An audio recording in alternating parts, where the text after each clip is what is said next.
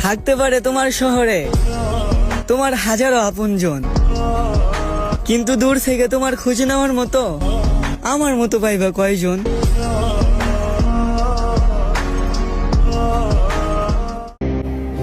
শোন বন্ধু, আমার পেটের কথা তুই জানোস, এর মানে তুই অনেক বিশ্বস্ত। এই বিশ্বাসের মূল কখনোই উপড়ে ফেলিস না, কারণ একজনের প্রতি আরেকজনের যদি বিশ্বাসই না থাকে তাহলে শুধু বন্ধুত্ব কেন? ভাই, শৈশব যে হারানো সময় কখনো আসে না ফিরে।